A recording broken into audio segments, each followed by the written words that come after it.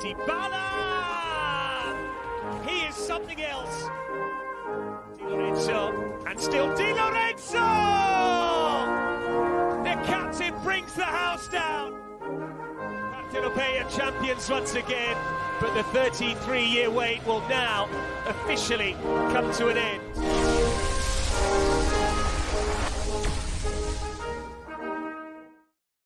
Ciao ragazzi, and welcome to another edition of Serie Sit Down, World Football Index's podcast for your Calcio to go. I'm Frank Crivello. He's Richard Carmen. Ciao, Richard. Ciao, Frank. Frank, you got me on late at night, 10:30 at night. Well, sort of. It's time change, kind of throws things off. But how are you? I'm happy to be talking the Calcio, man. It's been a day. Yeah, for sure. Wife's down with a cold now, so I'm pulling all the duties right now before I go on a little business trip again tomorrow for work and all this great stuff. It just married couples out there with kids all know this. When one parent is down, it is hell on the other parent. If you got kids, it is absolute hell. So, and that's not the kid's fault. No. I will say this. I will give my kids a lot of credit. I do a lot of changing out my garage, last mowing of the lawn and putting the summer stuff away, sadly, and getting the snowblower out and having that ready and all that other stuff. And my son's now at an age, well, my 11-year-old son is damn near 5'7", weighs 110 pounds. So he is now lifting things. He's ready. He is helping with lifting things and moving things because this old man here can only do it for so much longer. Yeah, that's right. So, that's right. So that was nice. And then they did a very kind thing today. They went and helped rake their neighbor's yard. So there's a changing of the guard, you're saying. Or maybe we'll see some changing of the guards in Serie A. We'll see. Yes. We're turning it over to the youngsters. Like some of these teams have been turning it over to the youngsters. Yeah. There's no betting. There's no betting. Yep. Just as long, just no betting. And my son's not interested in that. So good.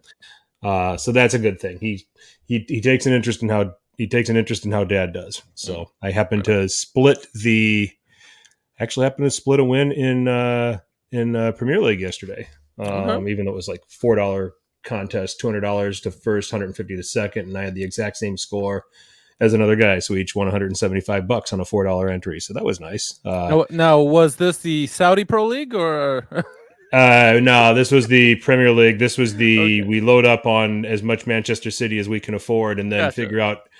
So I had so special thanks to Jeremy Doku, Bernardo Silva, and Mohamed Kudus of West Ham United for being who you were, and Nathan Ake also for scoring. So, but damn you, Pep, for giving Haaland the hook at halftime. I should have known better. But that's just the most Pep thing. Go up 3-0 at halftime, and then you just take out your leading goal scorer at half. So, oh man, but it didn't hurt me. It didn't hurt me that bad. How was your weekend? Everything go good with you? Everything's good. Watched a lot of Calcio. Did some leaf removal in my house. It's always that time of year, right? But I'm good. Good. Everyone's sick at my house, kind of like you. Same thing with you. But we've been moving along. So ready to talk some Calcio. Like you said, I'm excited. Yes, let's have a little release. And Dominic, good to see you. If you are catching us live, please jump in, chat, tell us where you are. Give us any comments, any thoughts on what happened with the weekend. We have to do this. I mean, we have to start, and I don't know if anybody else, I'm not without paying a whole lot of attention, Richard, to the other podcasts that are out there speaking the English language Calcio. I think Bonetti's done it. Okay. But I don't know if with his podcast, but I'm not sure the others, or maybe I could be wrong, but we're leading with Bologna. We're leading with Bologna this week, and yes, Atalanta played Inter, and yes, Juventus, shithouse, Fiorentina. We're going to get to all that, but Bologna, boys and girls, are 10 matches unbeaten. They opened that season with that 2-0 loss to Milan, and here they are, 6th in Serie A. I got dirty looks. I got laughed at. I got poked and prodded by everybody out there in Calcio Twitter for saying that Bologna were going to finish 8th, and even made the comment that it wouldn't shock me that they would finish in the European places. And Thiago Motta is making me look great. I'm sorry, I'm bragging about this one. I'm actually kind of getting mad that I only picked them 8th. I still think they're probably going to end up around there. They'll probably get to a point this season where they're figured out. But if you're a Bologna supporter right now, you are just loving life.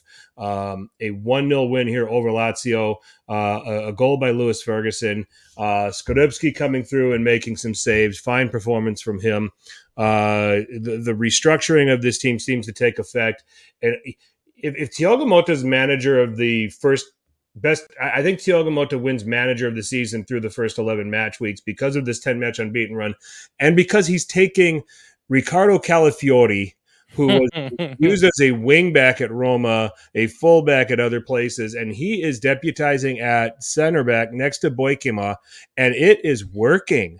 Yeah, it is working. I mean, there's just so many positives to say about this Bologna team. I think that if I'm not mistaken, Orsolini had a nice free kick as well in this game where he could have, where I think he forced a save. If my memory serves me right, from Providel. So, but man, let's talk about this, Richard, because Bologna, and it's not like they're doing this like against 10 teams in the bottom half. There's a draw with Napoli in there. Okay. Yeah. I believe, let me go through this a little bit further. There's a draw at Inter. They went and drew them.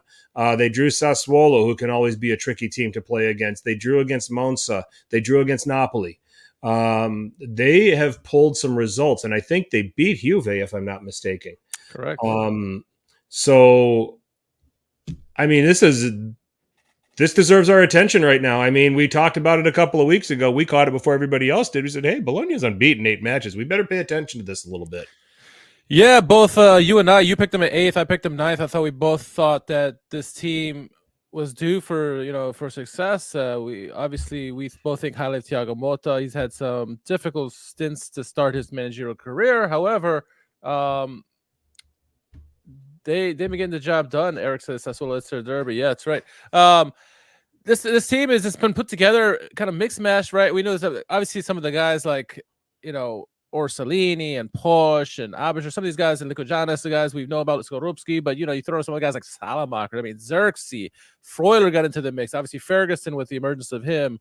You mentioned the 2 mixed matched center backs there. This team seems to work together, and you got to give credit to, because it's not just like they're shithousing their way and playing, parking the bus and letting everybody, just trying to get a goal here and there. They're playing actually really, really good football. And I think that game against Juventus, they look fantastic against Juventus, and they've looked fantastic in numerous amount of games. They can play different styles, and this one is a little bit of mix of defensive and an attacking style football. So it's interesting. Dominic asked, how is their depth and how does this bench look for continuing success in May? And we already know they're starting 11, right? But you look at their bench, Bonifazzi, Christensen, Corazza, Lugami. Moro is a guy who's been around the block. He's got some experience, right? And Van Hooijdonk. So they got some decent players. They'll need to get some more pitch time, I think, if they want to, to see if they're going to hold up, because injuries are bound to happen. It just does, right? But I think this team is built for success. And the players who for all these years, we expected them to kind of play to their potential or even close to it. And they hadn't, under Mihailovic and all the other managers, they finally started doing it under Thiago Motta. And Thiago Motta has found his way to, get these guys to play pressing football when they need to. They play beautiful one-touch passing when they have to. They play defensive when they need to. They're very formidable, and they're very... they're like almost like a chameleon of sorts, because they can adapt to whatever they need to, and it shows in the result they've had the first 10, 11 weeks of the season. So they've been fantastic to watch, honestly. Well, the depth, just to follow up on the depth question, I have concerns should Xerxes ever go down, and I'd have concerns if Skorupski would ever go down. Those 2 positions, I think, lack depth. They're going to want to pay attention to that come January and try to figure out how to address that. I think the midfield, there's enough to interchange things, and defender enough to interchange things. And let's remember, they're only in 2 competitions. They're in Serie and they're in Coppa Italia. So they're not chasing Europe. They're not playing every 3 days with the regularity that some of these other teams are playing with. So, they have that advantage for themselves. I would say that the one guy that we had some fun with this a few weeks ago, but Giovanni Fabian, I want him to play. Get him out there. Just even if it's for about 5 minutes, get this kid out here. The kid, he looks younger than my son. Yeah, we talked about it a couple weeks ago. We're like, if you look at his headshot, just for that reason, I want to see him. And I was like, that dude. If you just look at his picture, look up Giovanni Fabian, and that's with 2 B's. He looks like he's 8. Yeah. Like literally. I mean, that looks like the picture was taken from his boyhood. Here, I'll show the screen right here. It's amazing. There on screen right there. So he looks young. Now there he looks a little older. Like there he looks like he's smiling because he's about to ask his mom he's 16 and he's about to ask his mom for the keys to the car, and she said no, even though the keys are in his back pocket anyway. Yeah. That's that smile. I know what that smile is. He's already got a goal this year. He's got 8 last year with Regina. He's someone to want to keep an eye for, and I think you're right, because I think if this team wants to succeed in the long run, to Dominic's point, we need to see some guys on the bench get more pitch time and get acclimated to the speed of Serie A and the tactical awareness of Serie A. And so if they want to have success, they need to bring on some of these guys on the bench a little bit more. And I get it. They're starting 11, they're starting 15 are doing really well, but get every guys in the mix, and and Coppa Italia, if they can afford to do some rotation, I think it'll help them in the long run. Well, I think you got rotation there with Posh with Di Silvestri, who can deputize on the right. Yep. The center backs, I mean, it's right now it's Boykema and Calafiori. Bonifazi can step in, and Lukumi when he gets healthy. I think that Sumwaro is a guy they're going to have to. I'd say they got to move him. The guy's a red card waiting to happen whenever he's out on the pitch. Yep. I've always felt that way about him. And then you got Lico Giannis, who can play on the left-hand side. And I think that Calafiori can deputize there. He was used on the left at Roma in some cup matches and things like that. So they've got some coverage there. And then in the midfield, you're primarily looking at, you got Salamakers, Carlson, and Doi. Orsolini is kind of classified as a forward, even though he plays in a wide area. El Azuzi comes into this conversation. I think Moro is more of a winger as well. So there's plenty of depth there. Ferguson in the 10 role has been a revelation for them. Yeah. Scored in the win here against Lazio. Abisher can play deep. Freuler can play deep. So yeah, I mean, a lot to like about this team. And I mean, and we've always been saying this about the collection of talent at Bologna, and we had to walk on eggshells when we talked about it with Sinisa and Mihailovic there and everything that he was going through, but we had to call it the way we see it. They were underachieving. Yep. I said relative to the talent that they had, and now that Thiago Motta's come in place, he's cleaned this up a little bit. And they're a threat to anybody they play going forward. It's the parallels between them and Fiorentina are remarkable, really, because before Vincenzo Italiano, got the same thing with them. They were very massively underachieving, had this laden, talent-laden team for years, and they just been struggling in the bottom half of the table. And you're like, the manager needs to come in here and kind of right this ship. And Vincenzo Italiano did that for Fiorentina, and now Thiago Motta has done that for Bologna. And what you're going to see is a lot of teams are going to start coming for Thiago Motta. Now, hopefully he stays in Serie A, because you want to see the success, keep improving. But yeah, what he's done, what Vincenzo Italiano have done, both these gentlemen, it's remarkable, really. And I think, this game against Lazio for Bologna, it wasn't like Lazio rolled over for them. Lazio came at them with Castellano hit the post a couple of times. Pedro, Felipe Anderson, the guys were involved. Luis Roberto was all over the place, but they held their own. That's the thing. They teams that are good possession, like Lazio and other teams like that, they let them have the ball. But when it gets down back into their box, that's where they closed up shop. And then they got Skorupski. If things fall through, Skorupski has been a solid goalkeeper in Serie A for many, many years now. And so it's good to see that he's finally got a good team in front of him that he can actually showcase his skills and not have to face 50 shots a game like he did in the past. So it's just kudos to what Thiago Motta seems to game plan perfectly for every team they play against, no matter if it's a ball possession team or a team that plays on the counter. Just thank God he's not doing that crazy 2-7-2 that he tried to do at Genoa. That would just So that's the thing that's confusing, because I'm glad you brought it up, because the 2-7-2 is it seems like it's something astronomical, something stupid, but the way Thiago Motta did it was he read it vertically versus up and down. He read it side to side. So if you look at it, you're looking at a left back and a left wing as a 2 on each side, and so the middle is a 7, including the goalkeeper. So he just is messing people's minds. It was really the formation he's using now, which is the 4-2-3-1. But if you like I'll pull up on the screen right here.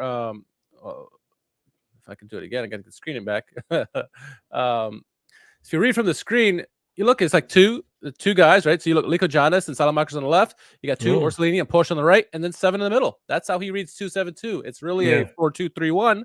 But what he does is just he's able to adapt his teams to any team that plays, and the way they all come back for each other, the wingbacks and the defender, wingbacks and the wingers. It really helps his team solidify in the midfield, because when you own that midfield, you own the game, and that's what his teams have been doing lately during this 10-game run. And let's see if they can carry this momentum here. They travel to Fiorentina next. That is on Sunday, and I'll tell you what, Fiorentina if you want to get them after they've had to play in Europe. So 100%. So there's definitely opportunity. And then after that, we're back to another FIFA break, and then they host Torino. So there's going to be a couple of games where they're going to be tested to see if they can carry it and get to 11 and even 12. Yep. But exciting to see. So what do we got next, Richard? What do we got next? Well, we're looking at pull up the scores from this weekend just so everyone can kind of follow along where we're going with all this thing. But start with the reigning champions, Napoli. They had their little own derby, the Campania derby against Salernitana.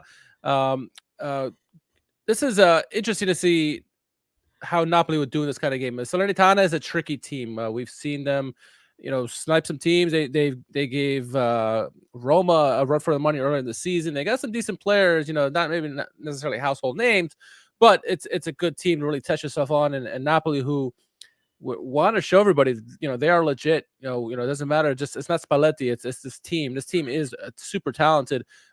Did win this game 2-0. Goals of Raspadori. Nice goal in the 13th minute. Then Elmas in the 82nd minute got all 3 points. But what we saw in this game really is Napoli really in cruise control. It's a different beast with Raspadori at the striker position versus Osimhen. And both players are fantastic. Nothing to take away from Osimhen, because Osimhen, when he's in there, he's probably one of the best strikers. He's arguably the best striker in the league and one of the best ones in Europe as well. But Raspadori brings this different element to him. And you would think, we've seen so many teams when they lose their main striker, they continue to try to play the same way, and it doesn't work, right? And they probably could do with Giovanni Simeone, but no, they got Raspadori, who is a fantastic striker who can play a multitude of different positions, and he can drop into to the right and left. He's so good, and the interchange he does with the 1-2 passes is fantastic. And Napoli they put him in there. They kind of just change their play just ever so slightly. But man, they're so fun to watch in this game with the tiki-taki passing.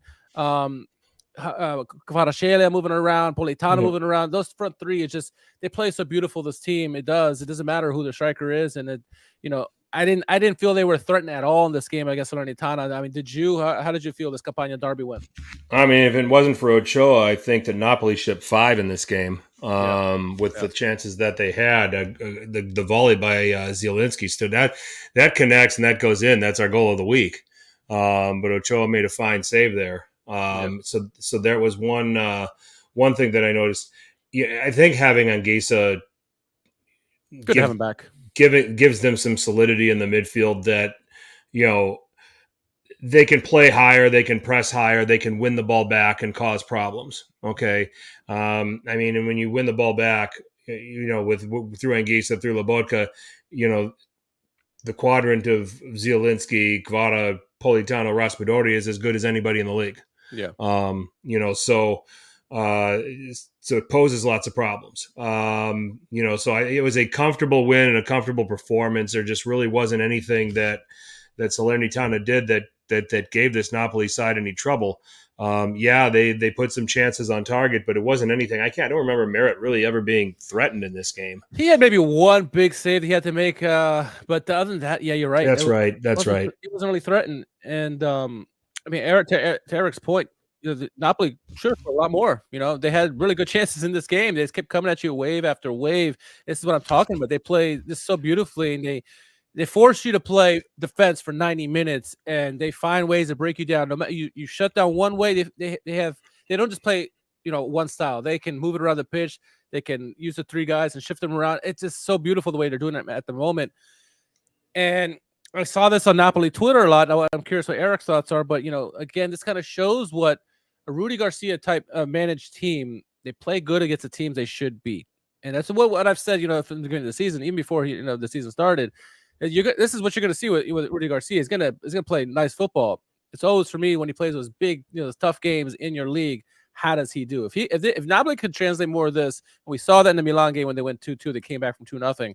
If they could do more of that, that's what you want to see. It just Rudi Garcia sometimes gets in his own way and gets in the team's way of of their success, because this team has the blueprint already from Spalletti and managers before on how they want to play. They know how they want to play, and you see that they can adapt with Raspadori in there, Osimhen, Giovanni Simeone, doesn't matter.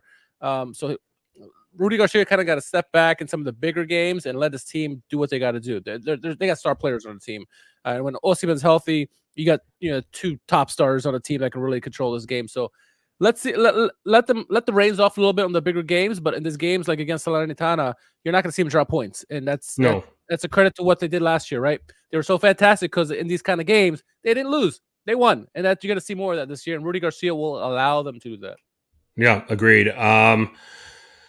Yeah, I'm with that line of thinking, because you don't they go in and they do their business, and I mean there's games where it's dominant and they just absolutely rip apart the opponent, and then there's games where it's 1-0 and that's about as easy as they make a 1-0 win look. Yeah.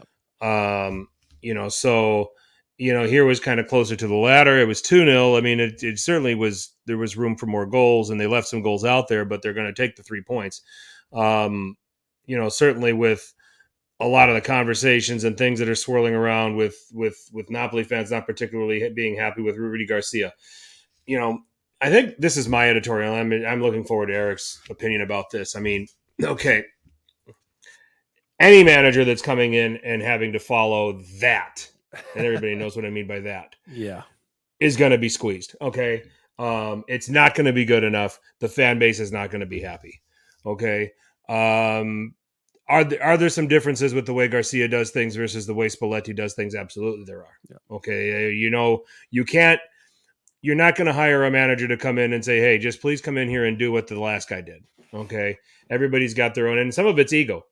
All right, coaches want to put their own twist of things, or they want to add, or they want to take what's working and they want to add to it, or they want to figure out, all right, where were the actual deficiencies, and do I have the strengths and do I have the characteristics to help us overcome those without giving up what we got? I mean, there's a lot of that goes on with a new manager.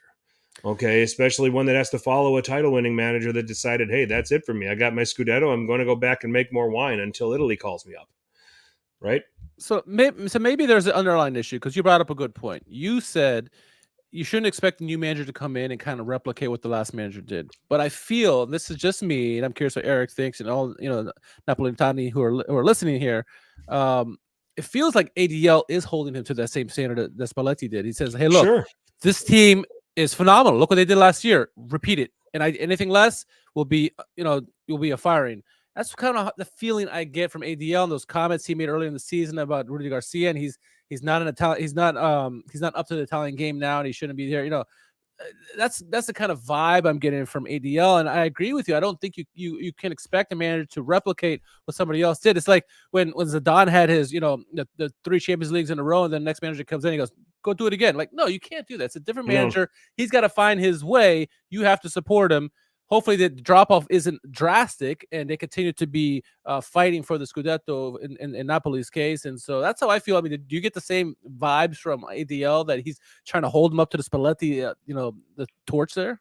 Not just ADL. I mean, just the Napoli fan base. I mean, that's more understandable than ADL, I think, for me. But it's just human nature. Yeah. That when you get a taste of success like that you're greedy for more of it.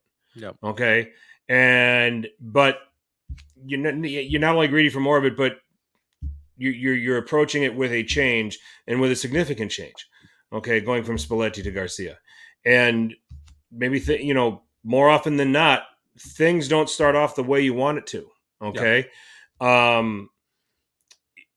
That said, I always said that this was the year you're going to expect Napoli to come out and blow everybody away. I thought last year was remember we talked about it. I said it all season long. I said all season long. I said, you know what? Give it 10 to 15 games, and then after that, they go on a tear, get into top 4, and then they are the it team for the 23-24 season. Yeah. And they just went way ahead of schedule. Yes. And it's really, really easy, and it's human nature to just be greedy for more success.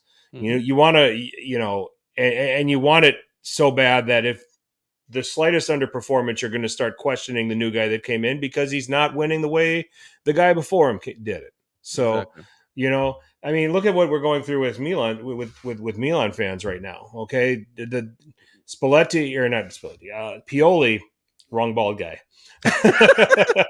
They all look the same, right? Yeah. I mean, Pioli makes the progression. Okay, gets him top 4. All right, gets him top 4. Wins the Scudetto. Okay, following season doesn't win the Scudetto, but gets to the semifinals of the Champions League. All right, and now they're third in Serie A, a point ahead of Napoli, mind you, and they're bottom of their Champions League group, the toughest group in the toughest of the 8 groups. And Milan fans want Pioli to go. A certain fraction of them do. I mean, it's just like it's it's gone stale, it's worn out, and all this other stuff, and we're not getting the same kind of success. So the automatic thing is what? Change the manager. And for a couple of weeks, Napoli fans were saying that about Garcia. Yeah, early on in the season. Eric's comments right there said the difference we see is that there's something off with the players and him versus the players and Spalletti. Strange game management too. I will agree, but the strange game management, we saw him in important games where they're down 2-1 and taking off Osimhen, taking off Zielinski. Like, that doesn't make sense to me. I agree with that.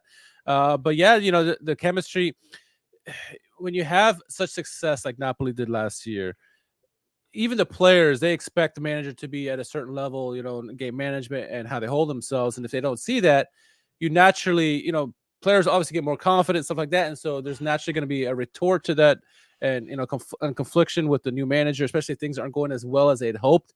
So there's maybe a little bit of that. It's a little bit of everything there. I think still give Rudi Garcia some time to get this team used to him and vice versa. Yeah. But it's not going to be the blowout like we saw last year with Napoli. It's not. Maybe Inter this year might have that, but it's not going to be with Napoli. Yeah. I mean, it's just, it's what, I mean, Napoli supporters are just going to have to grit their teeth for a little while here until this collectively gets figured out between the manager and the players. So, so that's it. And you mentioned Inter, so let's move on to them. Going on the road to Bergamo and taking care of business and winning 2-1 against Atalanta. They get goals from Hakan Çalhanoğlu on a penalty in the 40th minute. And then in the 57th minute, Martinez with a goal of the week candidate. Yeah, he was. Lovely curling goal. I mean, it's actually my goal of the week. All due respect to Colombo. And then Scamacca gets him back into it, and then Atalanta are on the move, forcing some saves out of Jan Sommer, who I think was better than the way some people rated him in this game. But the momentum for Atalanta to try to snatch a point out of this got killed with a Rafael Toloi second foul. And to Rafael Toloi's defense, he had to do it. I mean, if he doesn't, Sanchez is gone. Yep. An inter counter for the third goal. I mean, with so few minutes left, you're still trying to get I understand why it happened, and I understand Toloi's decision there to just. Toloi did what I wished Rangers would have done on match day 3 in the Champions League on Zaire Emery before Zaire Emery got that pass off to Mbappe for the first goal. Yeah. So, yeah. That's the difference. Take the card, take the card and we'll sort it all out later. I mean, yep. But anyway, the favorites to win this thing just keep on rolling. A 2-1 win at a tricky place to get a result. They keep rolling. They win in so many different ways. This game they were playing more on the break. They probably were in more of their comfort zone. Atalanta had a little bit more of the ball than Inter did. But they had to absorb some pressure. Ademola Lookman was terrific in this game until he was substituted. Çalhanoğlu beyond the penalty, I thought was excellent. Mkhitaryan, obviously, to help on the and what do we say? Who's the best in the world or one of the best in the world over the last several years, who has stood the test of time in specializing in being just a counterattack specialist from the midfield. 100%. Who's been better? There's not many that have been better than Henrik Mkhitaryan over the years. And then he delivers an assist here in this game, for Lautaro. Darmian comes in for Pavard, and we act like nothing ever really changed. And, I just think that what we're seeing over the course of the first 11 games, where Napoli have slipped and dropped points because of a new manager, Milan have slipped and dropped points because, for reasons that everybody will have an opinion over. You can probably just say, well, a lot of new players and players that have left, but then also, is it really getting stale with the coach? Juve starting to, stumbling at the beginning, but starting to figure it out. But my first two words when I picked Inter to win the title: continuity matters. And they 100%. had that massive advantage over everybody else that was going to be contending for this thing. And it's showing. Yeah, and they had a phenomenal window as well. That's, it's very underrated how good of the window is. Everyone talks about Milan's window, but the equal's got to be Jan Sommer's a fantastic keeper. He's been near the top of his game for a decade now. I mean, for Gladbach since 2014, then with the Bayern, and now here with the Inter, he is a fantastic goalkeeper for the Swiss national team as well. Brought in Thuram to complement Lautaro. Obviously, Benjamin Pavard is a fantastic, addition there. And they got some other pieces brought back. Alexis Sanchez. I mean, what they've done, the continuity, I think, is the most important thing. And they had a good team last year.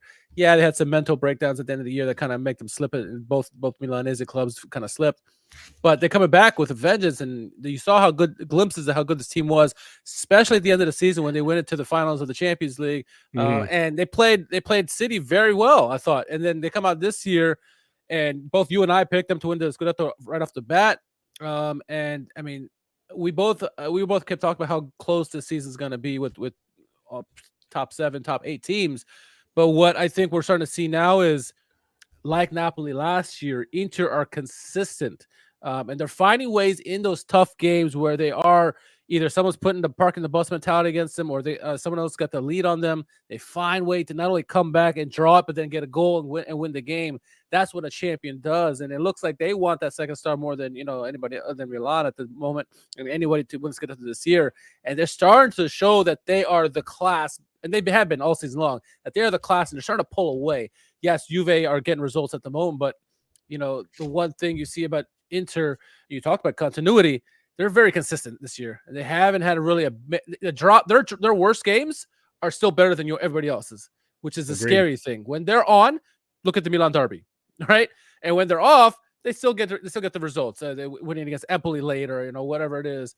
In this game, they got the 2 goals in this one and beat a good Atalanta team. And I think they took Atalanta at the beginning, which kind of surprised, I think, Atalanta. And Inter had a lot of created chances. To your point, Çalhanoğlu was fantastic, and Barella's looking, in this game at least, look back like his world-class self, where he's making these switches across the pitch on a dime. I mean, he looked good in this game. Dumfries was excellent. DiMarco, this whole team was playing really well. And when they got the 2-goal advantage, and finally Atalanta woke up, and we started seeing Atalanta putting that pressure on. And then Inter's comfortable with that. You take the ball, come at us, we'll play the counterattack, and that suited Inter perfectly. Yeah, Atalanta got a goal to kind of cut things back, but it's right in the Inter's wheelhouse, and they got a fantastic keeper, like I said, that kind of stops them back there when things do go awry. He's there. Sommer had a fantastic save, and who was it? I don't remember anymore. It's late in the game. I know that. I think it's Skamakas. It was a Skamaka play, threw a bunch of legs, and he just got his paw down. Really, his reaction is so fantastic. So, this team is humming at the moment, and man, they look good. They look good against Atalanta, and Atalanta did not look bad. I think the key with this game is you had who was going to give up first, right? Atalanta hadn't given up a goal at home all season long to this point. And Inter haven't allowed a goal on the road, which is, someone's going to give, and both gave. Both teams are good. They're going to find ways to score. So an excellent game, I thought, and Atalanta have nothing to hold their heads down against. This was a good performance by them. They got beat by a better team. Yeah. I thought that Atalanta played well. I think they've shown their credentials about being one of the top teams in this league. Yeah. In this performance, it's just a little bit too much Inter. And sometimes the other team found a way to beat you, on a good day. Sometimes that happens. Yep. That's what makes this sport so great, right? Absolutely.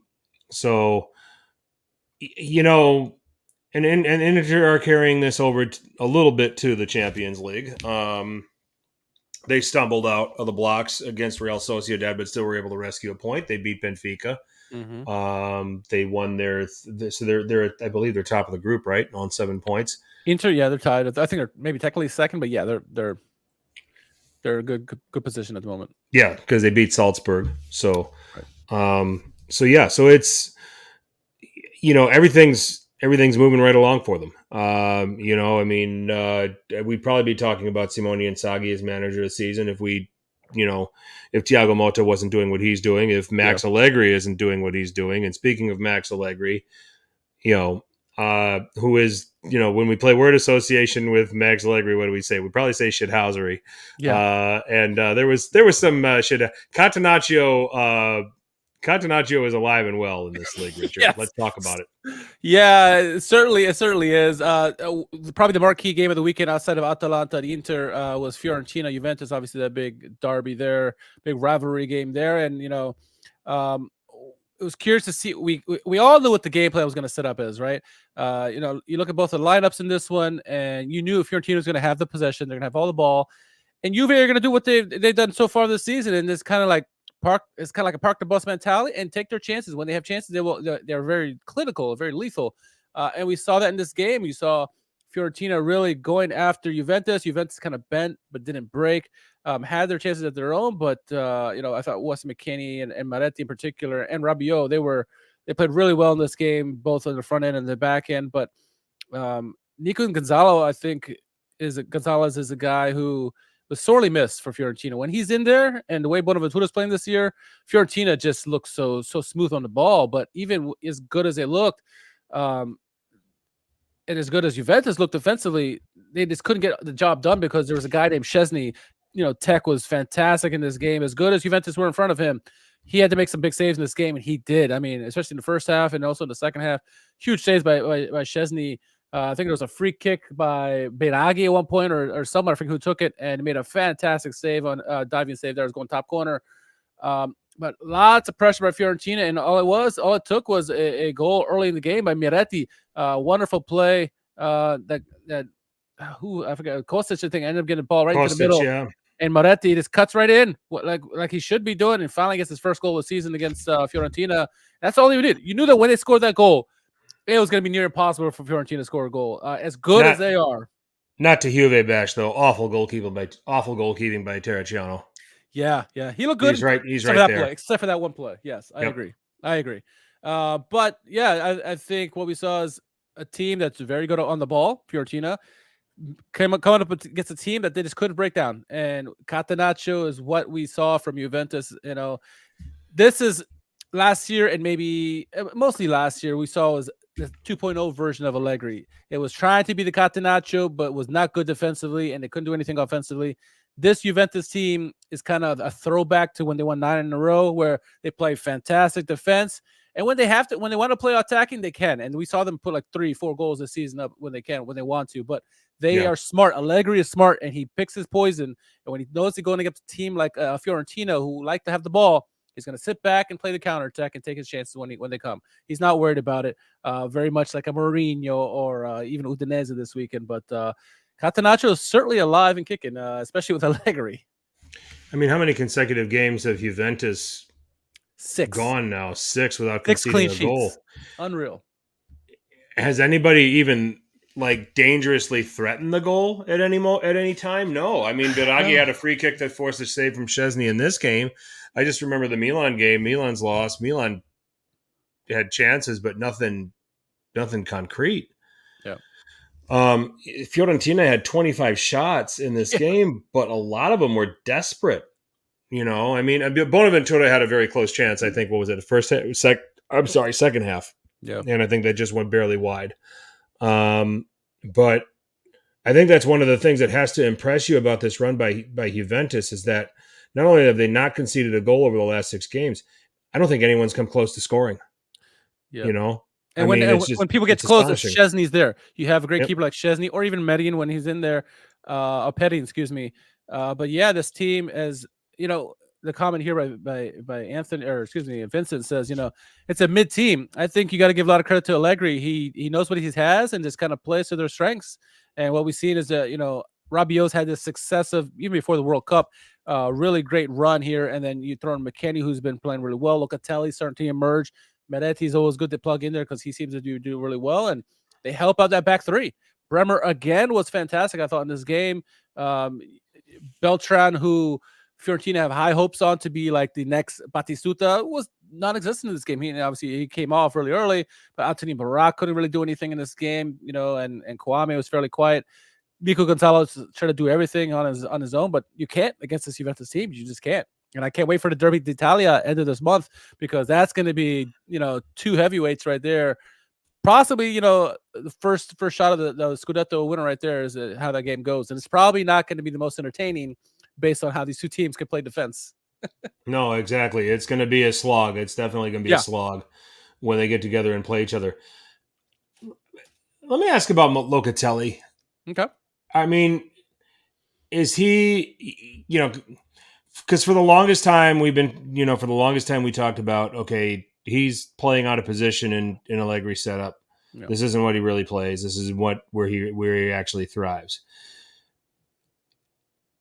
And he's turning in some good performances, or he at least looks good on the pitch. I'm willing to argue that it's the product of the tactics that Juventus are playing, and they play with such compactness that he's not necessarily isolated in certain situations that you typically see most players in his position. So I wouldn't sit here and say that Locatelli has figured out how to play that role. Okay. I would sit here and say that he has understood certain responsibilities that contribute to a collective. It's a very long-winded way of saying, I think it's a team effort to bog down the midfield. It's not one man ball winning and tackling, because I still don't see Locatelli, as a guy that I would look at and say, yeah, I'm intimidated if I'm anywhere near him, that he's going to come in and hard tackle me, or he's going to, make me think twice about trying to create through the midfield or anything like that. I think it's the collective. I think that he has, when he is in situations where he has to defend, he has cover. Rabiot and Miretti know their responsibilities, and they get, the three of them play tight through the middle. They've got the back three behind them too to provide cover too. I'm not ready to anoint Locatelli as a man who has adjusted in his career. I think he just does just enough for Juve, but I don't think he's figured this. I don't think he's figured this position out yet. No, we haven't seen the best of Locatelli. I mean, if you look at this midfield five that Juventus put out there, he's probably the third best in that midfield. Fourth best, excuse me. I think Rabiot is really the best player in that midfield. I think McKennie is that tackle cruncher ball who wins the ball. He's a ball winner. He's a true number 8, even if he plays on the wings. Meretti is such a good on the attacking side. The nuances of the game. Meretti is so advanced for his age, as is Fagioli.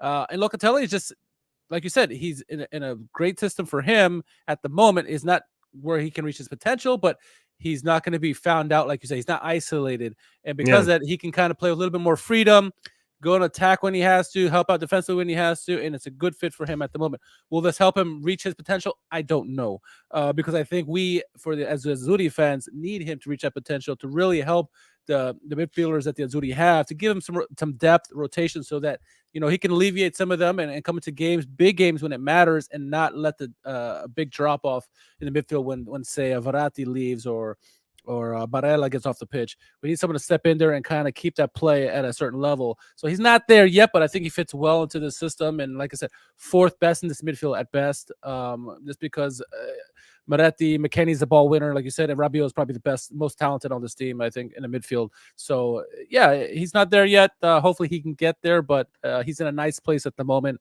and this midfield is certainly doing well with him there. Yep. The flip side of this Catenaccio portion is Milan's defeat at home to Udinese, which has drawn a lot of ire from the Milan fan base, the PioliOut crowd. This is when they're at their loudest, when Milan lose or drop points to an inferior opponent. Yeah. Udinese does just enough to win this game. I mean, They rarely had the ball. Milan possessed it 72% of the time. Yeah. No. They had 4 chances on target in this game. So, I mean, Silvestri earned it in this game.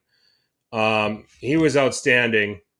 Yeah, it was Silvestri, wasn't it? Yeah, it was Silvestri. Yeah. His new haircut's throwing people off. I'm glad. I like it. But, yeah. Well, it didn't throw him off last year in this fixture. Milan put 4 past him on the opening day, and I think that's kind of it. I mean, Florenzi missed an absolute sitter in this game. Yeah. You know, Giroud had a great chance that Silvestri got to in the second half. Calabria's chance was dangerous enough. So, and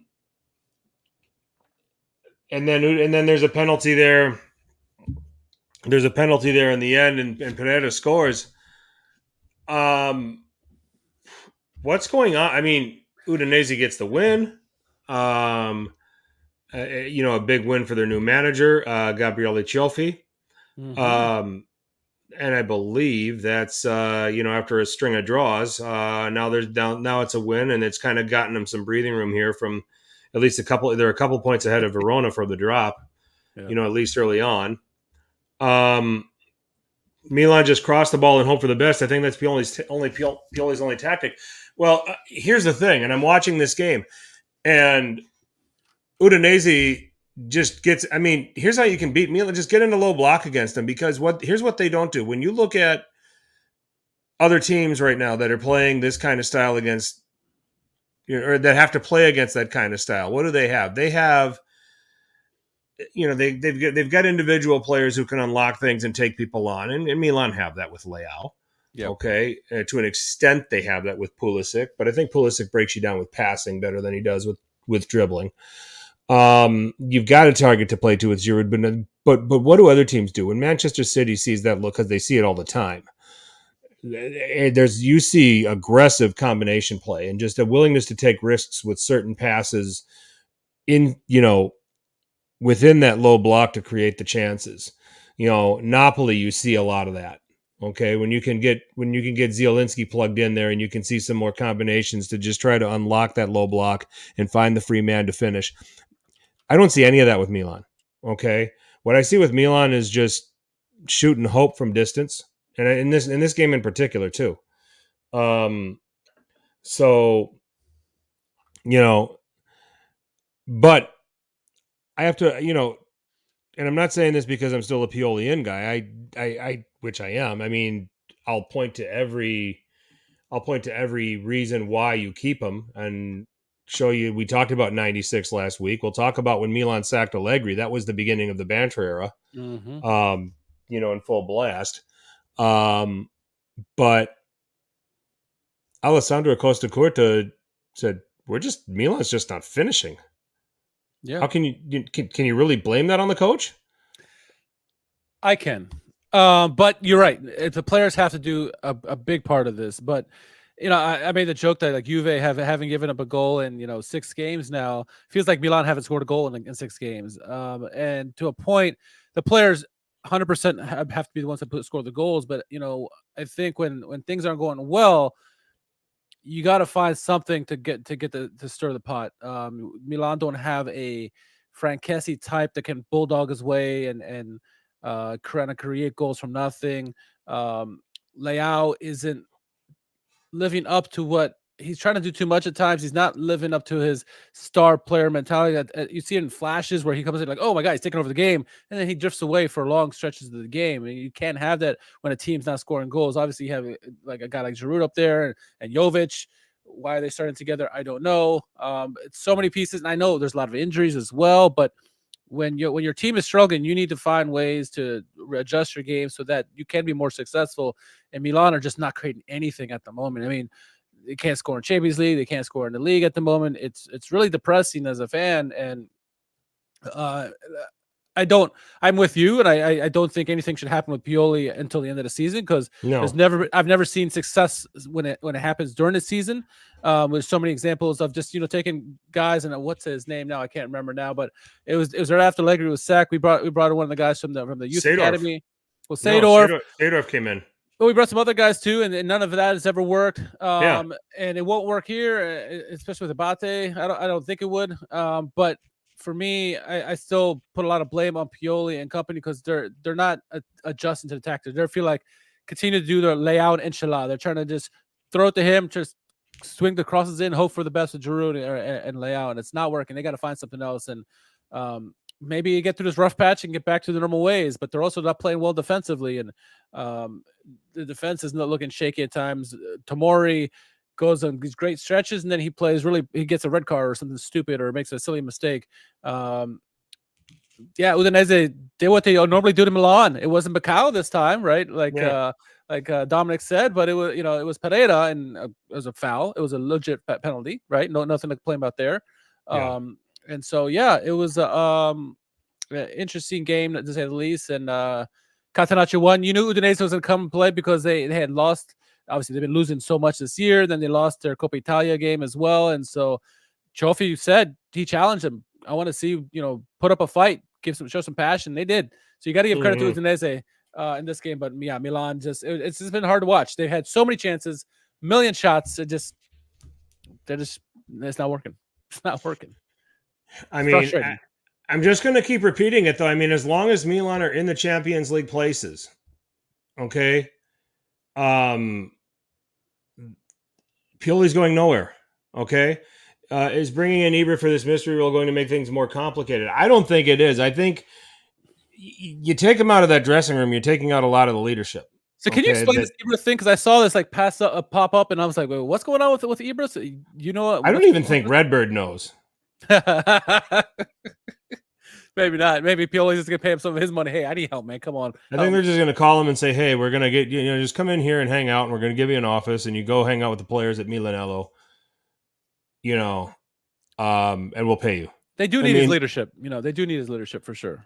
Milan were at their best with Ibra and Kjaer both in the back there, kind of like showing things away.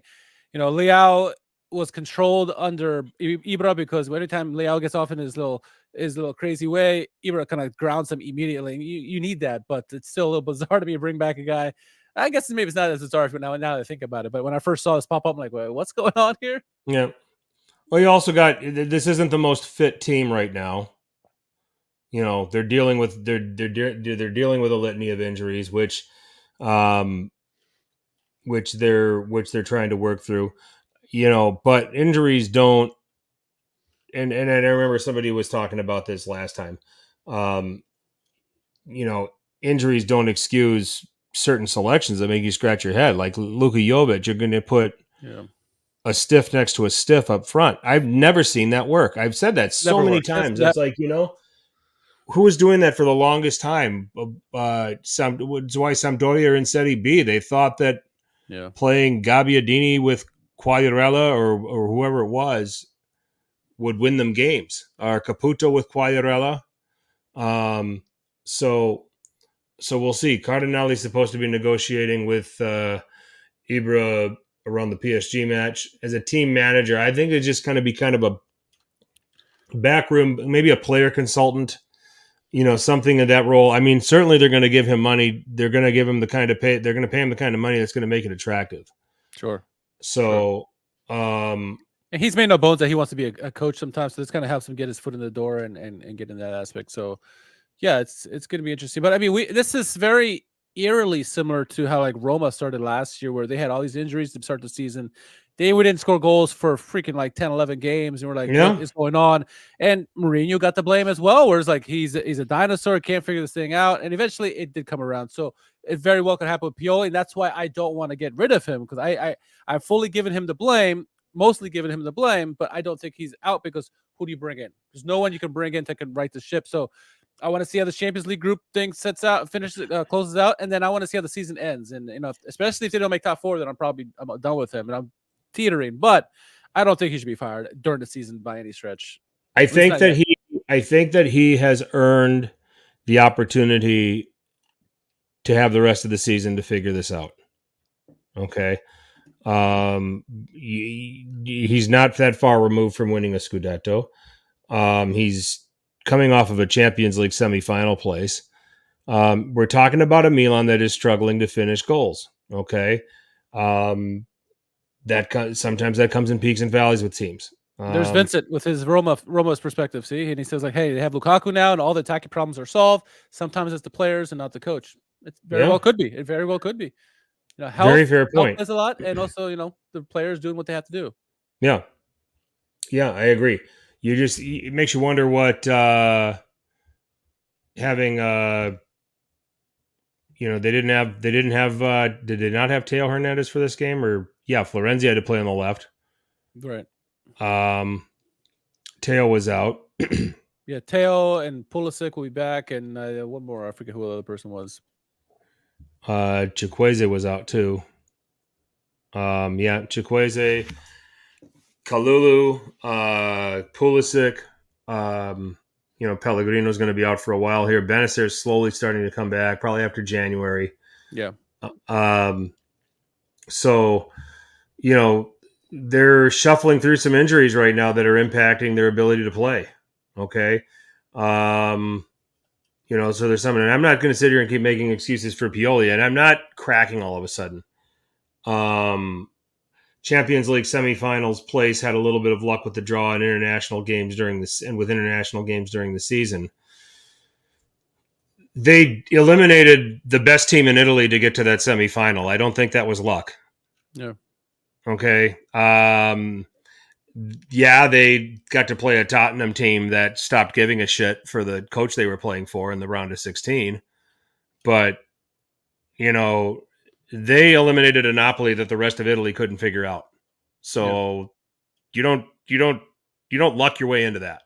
So, and then the group itself, the group, they had a favorable draw. It was just going to be between them and Chelsea over who would win it. So, that's just that's just how it is. But again, I don't think you should get rid of Pioli, but I do blame him a lot, especially what we've seen in Champions League as well. You can't figure it out there. Teams that, yes, it's a hard group, but should not be getting beat 3-0 to PSG. Losing PSG, I get it, but 3-0, like they got embarrassed in that game. And then against Newcastle put a lot of shots in. It just came up to a goalkeeper who was standing on his head. And then the Dortmund game, really, again, not creating enough chances in this. They got to figure out a way. And part of that is the manager, part of that is the players. But it needs to improve regardless of what happens. I think Pioli should say. Yep. So, and back to Udinese, man, just a win that they were. Let's come back to Udinese. They resorted to the tactics that were going to allow them to survive. It was a much needed win for them. So, kudos to them. I don't know how much this changes for them. In terms of their prospects. As soon as Samardzic is gone, it's going to be a real challenge for them going forward. He should have been gone in the summer.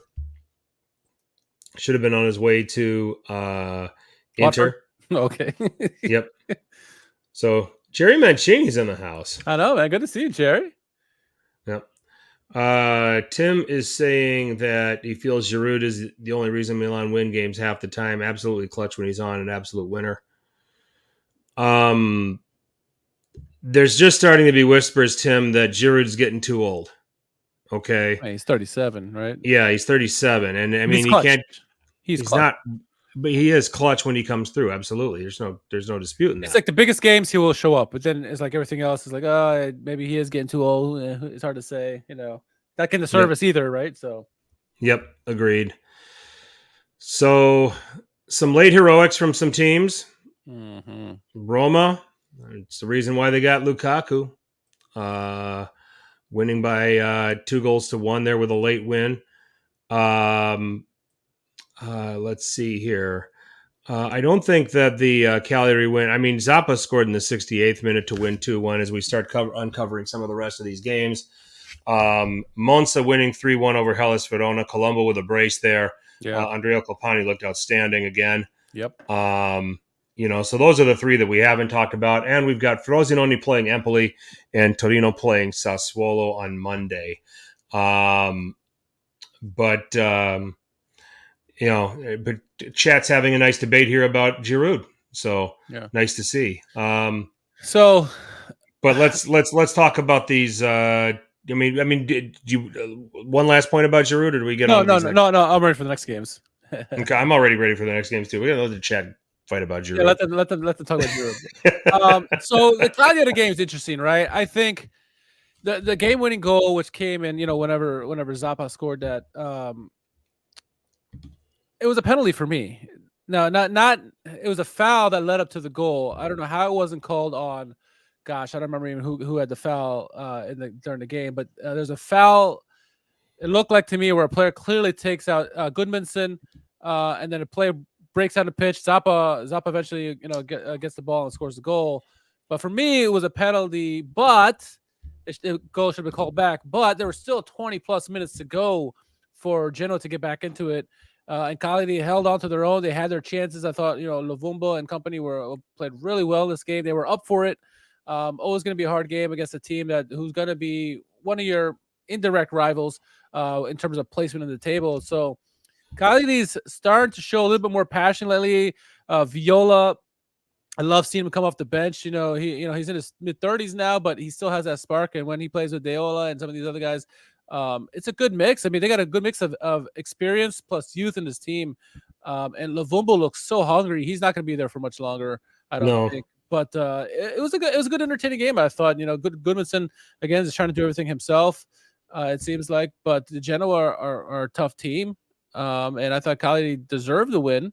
Genoa had more than enough time to kind of make up for that goal that shouldn't have counted in my opinion. But hey, Cagliari did what they had to do. They got the win, and now they got 2 wins on the bounce. Now I feel like the back-to-back wins now for Cagliari. Good for them. It's probably why we don't see George right now. He's probably, Cagliari are on a winning streak.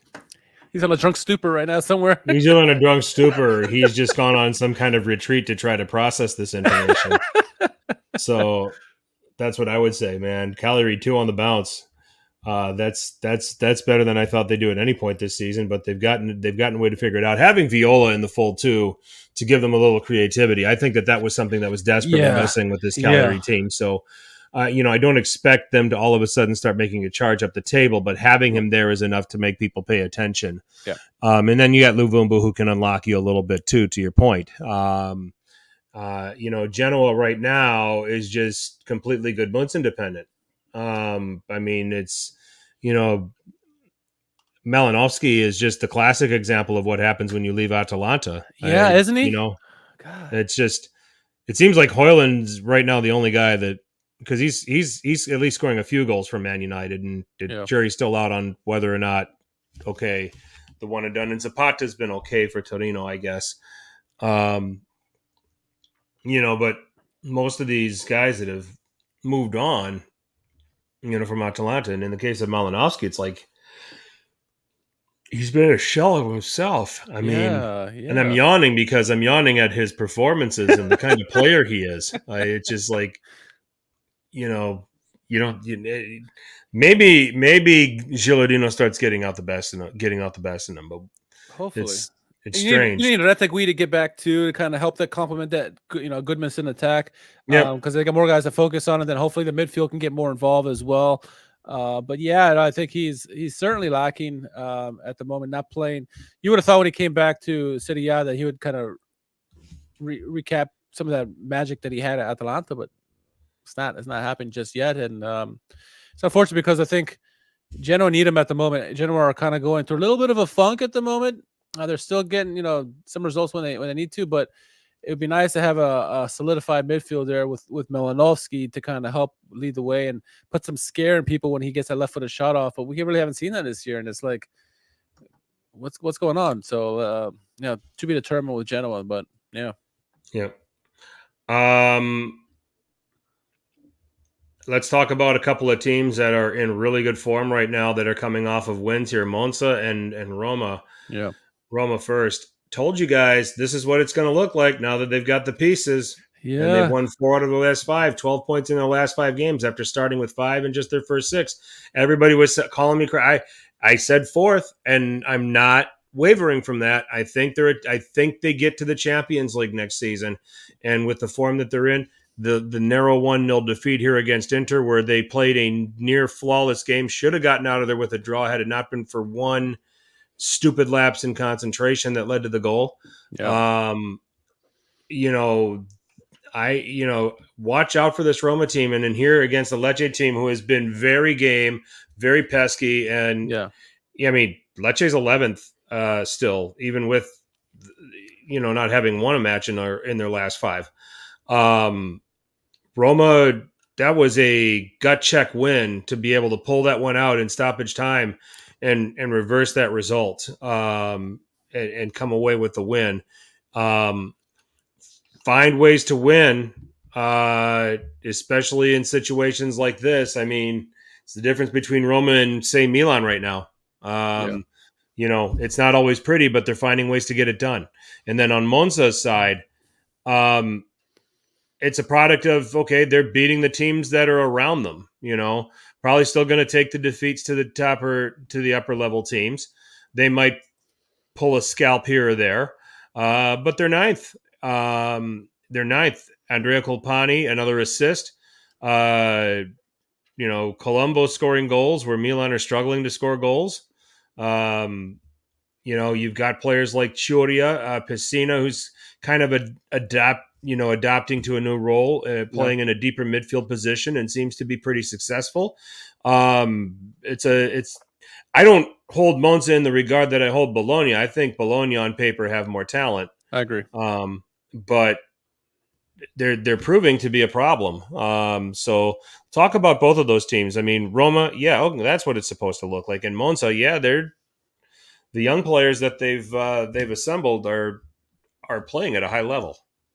Yeah, so Roma, obviously Lukaku escaped egg on his face with the 4th minute penalty that he missed, that Falcone made a save on. But this is a team that Roma, what they could look like, at least. Yes, they got the result, and when they have possession of the ball, Falcone had to make some big saves. I thought Dybala, when he's healthy, he just adds this element to this team that not many teams have. He is so good on the ball. He has world-class talent, and can shift around, can find people, he can find different spaces. He's got a left foot, he's got a right foot, he's got some tricks behind him. But what the scary thing for me was for Roma defensively, Banda and Omquist were giving them nightmares defensively. Mancini got beat bad so many times against Banda. Omquist was doing his number on Indica. I know Mourinho was asked about how does he feel about Llorente, Indica, and Mancini. He goes, that's my starting back 3 at the moment. Like starting period right there. That I'm not going to waver from that until guys start getting healthy again.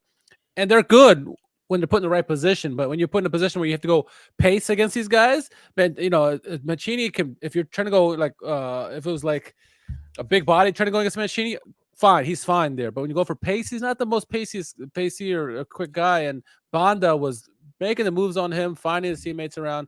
Lecce, we're certainly giving it to him.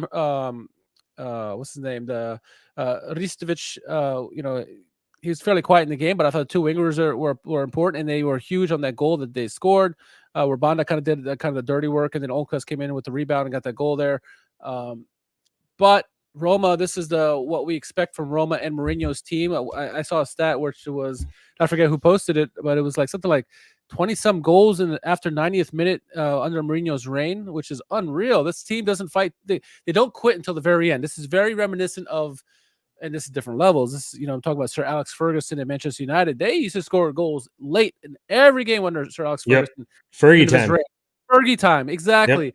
And you knew it was coming. You could always put a bet down that they would score. And now you see now with Roma too. They don't quit until the very end. Obviously having the big goal to make it 1-1, and then it's kept riding the momentum. And momentum is a funny thing sometimes. And Lukaku spared blushes with a nice goal. I think it was Baschirotto that he kind of pushed off right before, and no foul. It was a good muscle, shoulder play, and puts the ball away. This Roma team is good. They played against a tough opponent, Lecce, who gave them everything they had, like you said, but they found a way to win, and I think that's important in the grand scheme of things, that you see how well they're playing at the moment and on all fronts, and this is just a part of it where they just don't quit, and that's part of this DNA that Mourinho's kind of instilled in, this winning DNA since he's been there, to never give up till the very end, and you have a chance. They did against Milan not too long ago, right, where Milan thought they had a win, and then they stole one at the end. So this is what Roma do now, and You have to be prepared for that when you play against them. You either got to put them out of their misery and get 3 goals, and hopefully the game's over, or be prepared for a big wave at the end of the game, which seems to always come. Yep. Most definitely agree with you on those. We've got a couple of games tomorrow, Richard. I mean, we've got Frosinone and Empoli, which I think is if it's mostly for any reason, it's to see, two of the bright young players in this league. Mattia Sula for Frosinone, Tommaso Baldanzi for Empoli. Yeah. So it could be a very exciting watch there. And then you've got Torino against Sassuolo, a Torino team that has just all of a sudden forgotten how to score goals, have been miserable at home so far this season. That's one of the worst home forms in the league. Coming off a 3-0 defeat at home against Inter was their last fixture. They did stop the bleeding going on the road and winning at Lecce 1-0. That's like the first goal Torino has scored in a while. But a team struggling for goals against the Sassuolo team that's certainly more than happy to let you score. It might be the tonic for Torino, but Sassuolo also will produce their chances too.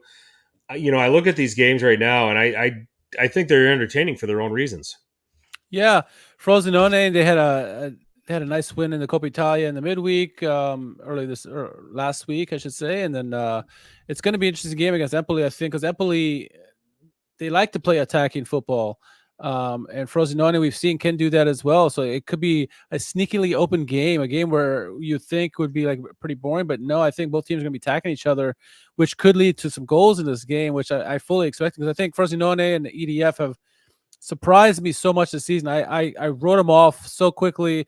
I mean, as you expect, it's EDF, right? You're like, oh, he's gone. But no, the team is performing, kind of like picking up what they took last year, adapting to the Serie A, and now finding ways to get results. And so, they're going to be in the mix in this. Empoli, though, I feel have a chance to get a goal, maybe even 2 in this one, if Frosinone aren't too careful. And then on the flip side, with the Torino-Sassuolo game, I agree. I think Torino, this could be their tonic here, where they get a chance to finally score some goals against Sassuolo.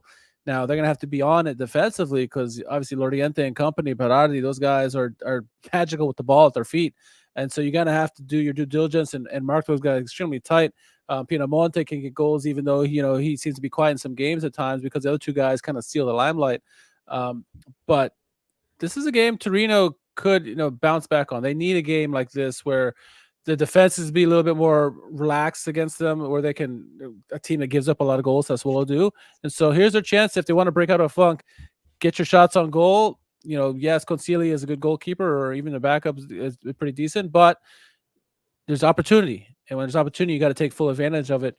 If you want to get out of this funk, this is no better time to play a team like Sassuolo than not. So hopefully that one's a goal fest in that one. Yep. I think that Frosinone and Empoli, I'm going to go with a 2-1 win for Frosinone. Okay. I like the way Frosinone are playing and such. Man, I'm not trusting Torino to score. I mean, I think they'll get one, but I think that Sassuolo will win away 2-1. And I think that the problems for Ivan Juric will continue. So I think there'll be goals in each of these games. So yeah. So we'll just have to see. Yeah, I'll go Frosinone 3-1. I like your score of Sassuolo 2-1 over Torino. Yep. So Amazing Vincent says Torino Sassuolo has a 1-1 draw written all over it. Yeah. I think you're going to see some Catenaccio from Torino if they're going to do it. I think Sassuolo is going to try to get all over them. So we'll just have to see. We'll have to see. So that's a wrap. You got goals of the week? I do. So let's see. Honorable mentions. Goodmanson, his goal. I thought it was a nice goal. He took it well. It was a difficult play, bouncing in the air. And then also Cagliari's counterattack, the goal that I said shouldn't probably count it, but Viola ended up getting a goal. Nice goal there. Top 5, Elmas, his curling effort he kind of like took it almost like from the midline to the goal, and nice curler there. Number 4, I'm going Ferguson, as a nice team goal by Bologna, capped by Lewis Ferguson there. Number 3, Colombo's second. I thought it was a nice shot, curler from outside the box, kind of did it all himself there, very, very similar to Elmas, but I thought he looked more impressive as a big man doing it versus Elmas. Number 2, again, I like the curls of the week, and Lautaro's goal was fantastically well done. The only reason it's not number one is because Roma found a way to get a win at the end of the game, and Lukaku, kind of spared the blushes with that goal. So Lukaku's goal is my goal of the week because it came out of nowhere. Roma 2 goals in the last, in stoppage time. Only reason it beat out Lautaro's goal, which was remarkable. Yep.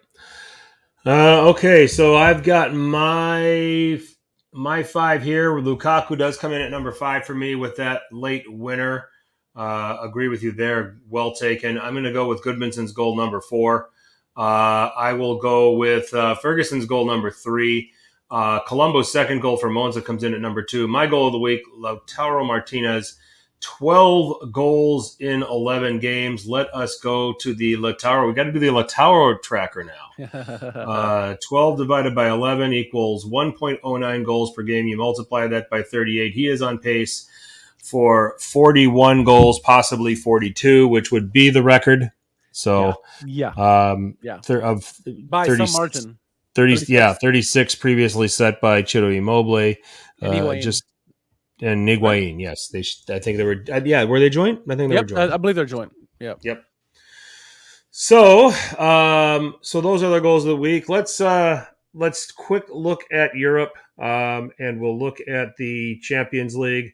We get into Tuesday's fixtures first. Lazio are hosting Feyenoord. Milan are hosting PSG. If you look at Lazio right now, sitting third in the group on 4 points, with Feyenoord sitting on 6 and first. They got Atletico Madrid there on 5. They've got Celtic, and I think that's at the Wanda Metropolitano. So Atletico Madrid, you got to expect are going to win their game and get to 8 points. So Lazio with a chance to jump in second here with a win over Feyenoord. Do you think they'll do it? I don't know. I mean, last game they had lost pretty convincingly 3-1 in that game. They don't need to win to be relevant in this group because I think this group is fairly close. At least the top 3 are. Can they win? And it's going to be at home. Yeah, I don't know. It's hard for me. I see a score draw, like a 1-1. I would love Lazio to win to kind of almost confirm their top of the group standing, but I'm hard to say that they're going to win at the moment, even at home, because Feyenoord can get you. They're a good team, so I say 1-1 in that game. Yeah, and if it's 1-1, that puts that does keep them 2 points back of Feyenoord. If they lose, it's catastrophic because you got to assume that Lecce's going to beat Celtic. Yep. And they'll be on 8, and Feyenoord will be on 9, and Lazio will be on 4. They will have to win their last 2 and hope they'll have to beat Atleti, and then they'll have to beat Celtic, and they'll have to hope Atleti drops some points here, toward the end against Feyenoord as well. It could be, that could be a loss. Certainly, is the worst possible outcome. Now, last year in this fixture at the Europa League, Lazio won 4-2. They were in much better form at the time. So I'm with you. I'm gonna say it's gonna be a draw. I'm gonna say it's a 2-2 draw. I think it's gonna be an entertaining game. So it's gonna keep them 2 points off from Feyenoord, but still put them in a pretty tricky situation where they're gonna have to win and probably have to win the remaining 2 games to have a shot at qualifying. So Milan hosting PSG. We know what happened at the Parc des Princes. 3-0 to PSG. Milan are now bottom of the group. They have not scored in 5 games. They're struggling to score goals. Everybody's miserable in the Milan Twitter camp. I'm going to say this, Richard, because we have been through this. We've been through this ever since Pioli has taken over. When the barbarians are at the gate and they get even louder, when Pouty Saudi is sitting outside the Serie sit-down office and shouting and inciting riots, that's when Pioli just pulls one out of his ass. He does. And I think they're going to win this game. 2-1, I'm going. Wow. I think that we're going to look at the Udinese game and we're going to say that this was a trap game and a brain fart. It was all, and that they get this figured out, and it helps to set the tone for them for the rest of their group games, and it'll be a big confidence. So I'm going to go with them. Some of this is Homer in me, but it just seems to happen when Pioli is just standing at the edge of the abyss. He pulls one out when you least expect it. So I'm gonna take my chances that it happens again here. 2-1, they're gonna win. Maignan is gonna pull off about 5 or 6 saves in this game, and look fantastic. Mbappe's still gonna get his. He's gonna get one, but Milan are gonna be able to catch him the other way. Yeah, I mean, the one thing I will say is that under the Pioli tenure, he has found ways to pull something out of his ass and get a result that no one expected. I mean, he's done it. How many times has he done the Italian job in not only Europe, but also in the league as well? It's not out of the realm of possibilities. I think, a loss could be catastrophic in the sense that, Newcastle and Dortmund could certainly draw, and that'd be 3 points behind them, and then they got a result. Hope that they win out, or get the better results against those two teams, the rest of the way. But yeah, I can see Milan pull something out of their ass because they've done it numerous times. They did it when Pioli, everyone thought he was going to be sacked for Ranić. We saw it so many different times, even during the year when they won Scudetto, and they found ways to pull something out of their ass. So yeah, I mean, it's probably a little bit of a hover pick, but I'm going to say they get a draw in this one. Say something like 1-1. This doesn't hurt PSG if they get a draw on this, or a loss, honestly. But yeah, I feel they pull something out of their ass and be like, everyone's going to be like, what the hell? We don't even know what to think about Pioli now. Yep. Leo Masterclass. Leo Masterclass. Well, it's going to have to happen. It's going to have to have one. Yeah. Let's get to Wednesday, and two teams in better situations, Napoli and Inter. In fact, I think wins for both of them here on match day 4 will secure their place into the last 16. Yep. With 2 games to spare, and I think they're both going to do it. Union Berlin, I don't know if they've got you follow Bundesliga more than I do. 10 in a row, 10 losses in a row. Yeah, they continue to be a mess. Napoli should be able to take care of business, win pretty comfortably. I'm going to go with a 3-0 win for Napoli on the day. Inter traveling to Salzburg. It's going to be tricky. Okay. It's, but it's going to be a professional effort from Inter. And I think that, I'll give them 1-0, seals the deal and puts Inter through to the last 16. Yeah. I'm with you on the 2 wins. I think Napoli, Union Berlin, despite being on a 10-game losing streak, they kept it tight. They just haven't found the formula to score goals, similar to Milan. But I think obviously Napoli have the talent and the team is so good, and then being at home is going to help as well. I'll go 2-0 there. Napoli wins that, and then yeah, I'm with you with the Inter. Narrow win. They don't need to win, big or flashy. They just got to get their job done, which I think Inzaghi knows how to do. Cup merchant, as we said numerous times.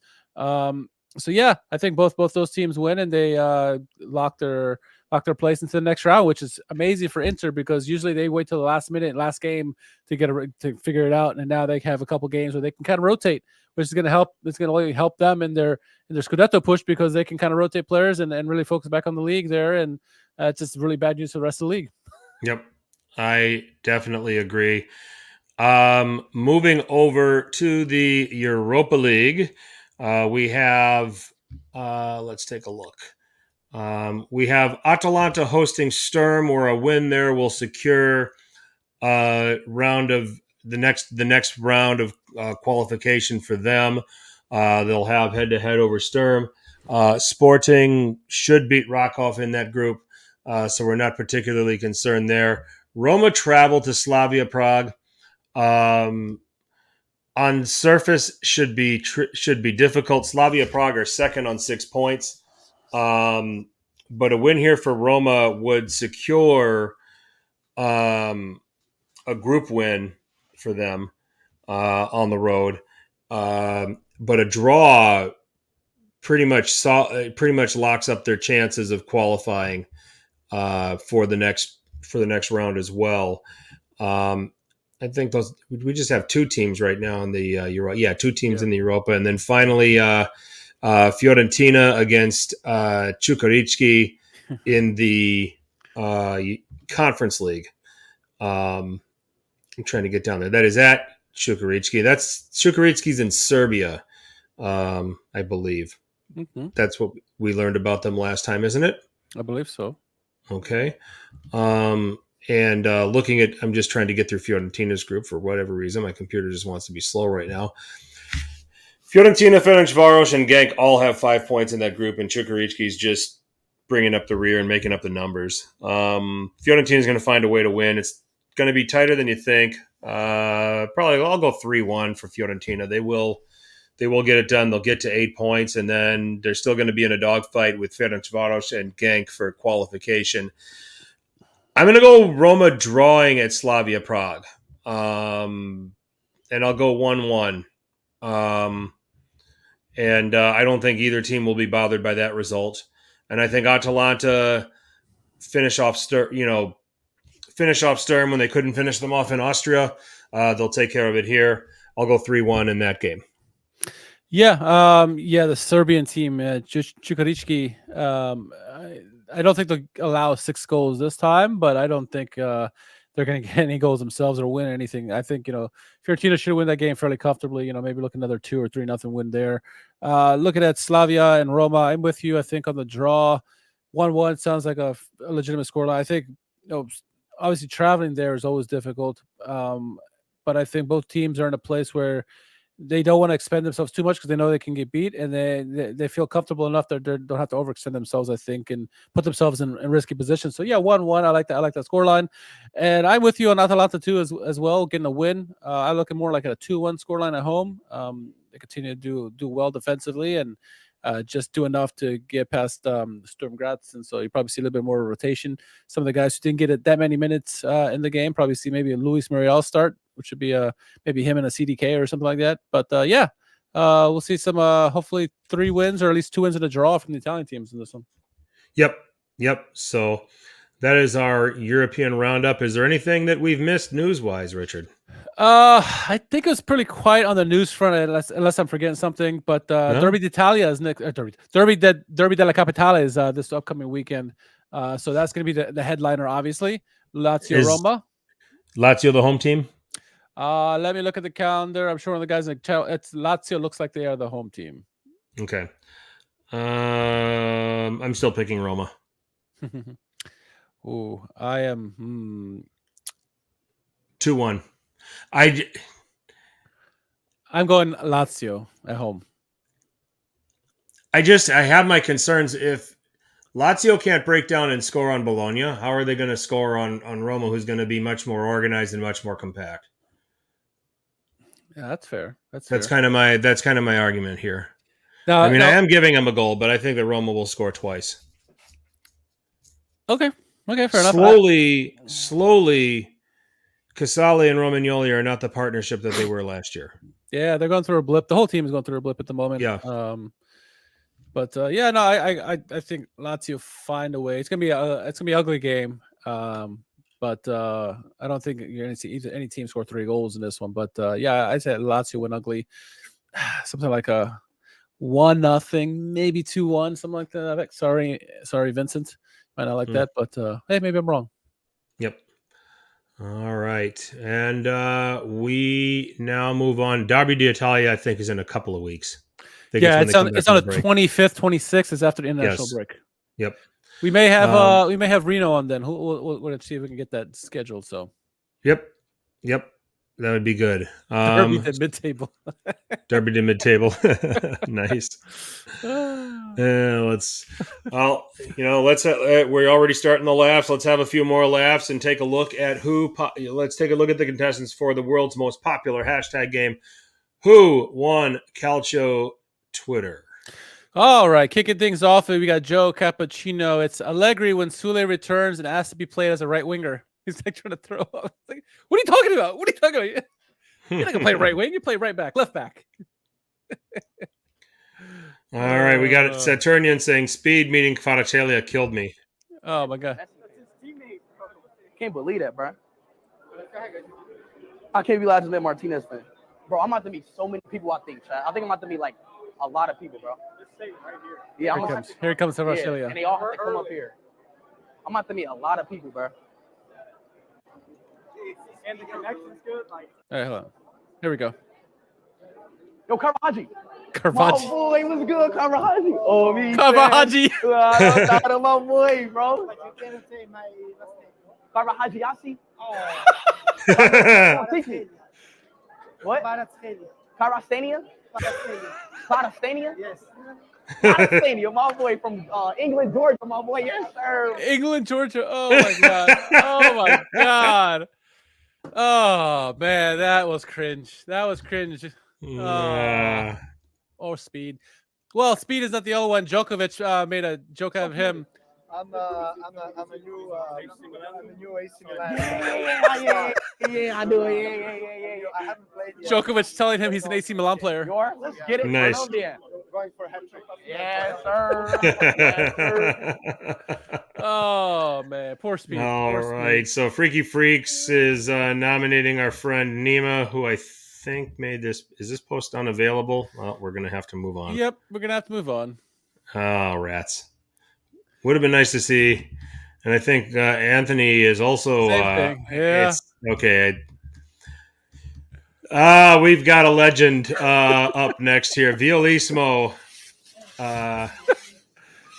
Tonali, now that he can't play Calcio or play soccer anymore.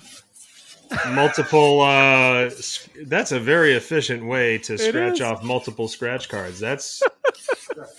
I'll have to take note of that. Yeah. Oh my god, that's funny. Yeah, I think he's the leader in the clubhouse at the moment. Yeah, creative in there. Moving on, Dybala Lex says, missing Samuel Elling Jr. last seen providing an assist versus Bologna on August 27, 2023. If found, please contact Juventus FC. Apex is nominating Don, I believe Don Atius here. I'm just waiting for it to come up on my computer. Uh-oh. So the original tweet was from Coppa 90. Says, what a journey it's been for Union Berlin over the past few years. As a picture of their jerseys, their sleeves on their jerseys. And then Flavia or Don Atius says, Union Berlin journey after Bernucci's arrival. Second division. Yeah, the second division badge there when they get relegated. Not bad. Not bad. All right. So at Vicini Low, Jose Mourinho when his teams need goals after the 90th minute. This guy looks like Mourinho.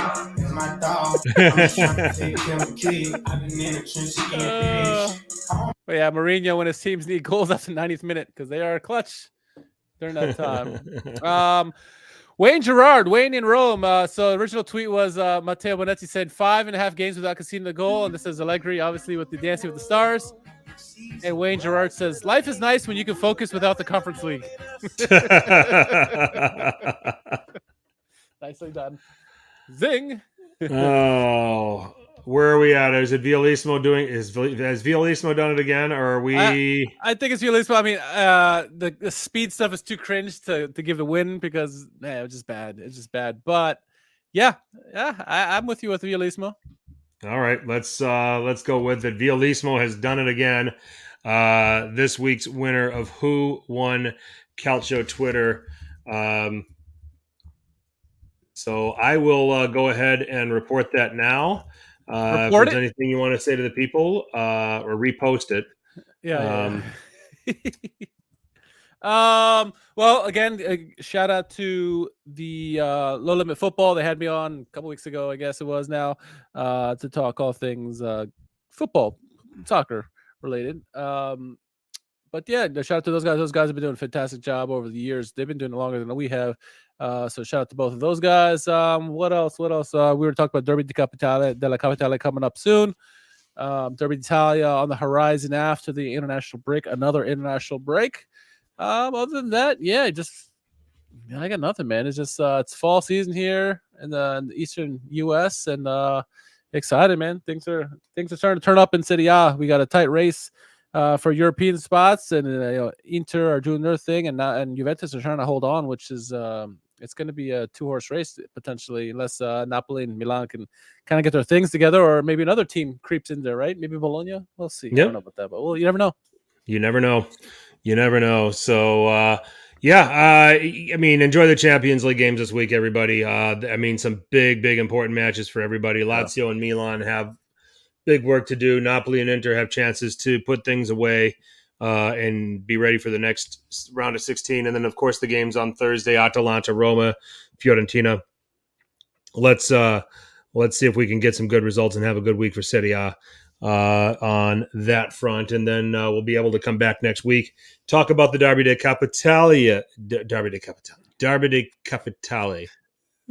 There you go. So it is late. It is late. We will put a bow on this edition of Serie A Sit Down on that note, where we have our own channel on Apple Podcasts and SoundCloud. You can find us on Stitcher, Spotify, iHeartRadio, wherever there is podcasts. There is Serie A Sit Down. At Serie A Sit Down on Twitter or Instagram. Questions, comments, thoughts, anything you want to have us cover on future podcasts.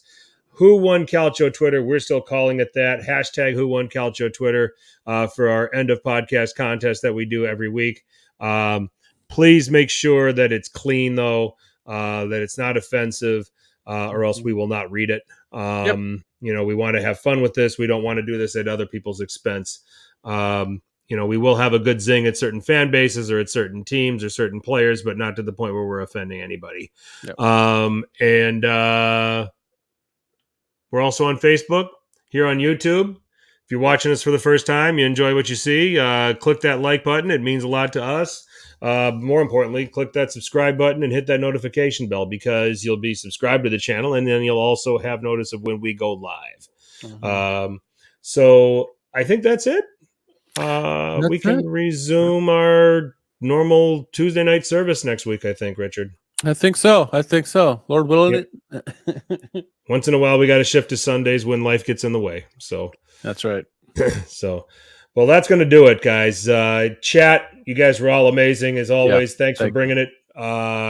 And we will be back with you guys next Tuesday night, November the 14th. So enjoy those European games this week. Enjoy the Derby della Capitale next weekend. Yes, got it. Bravissimo. That's why we don't get paid.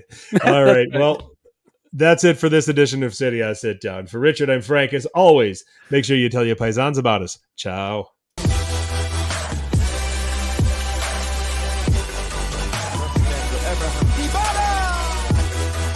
Sul fondo mette in mezzo la caccia di Lorenzo, e il Napoli è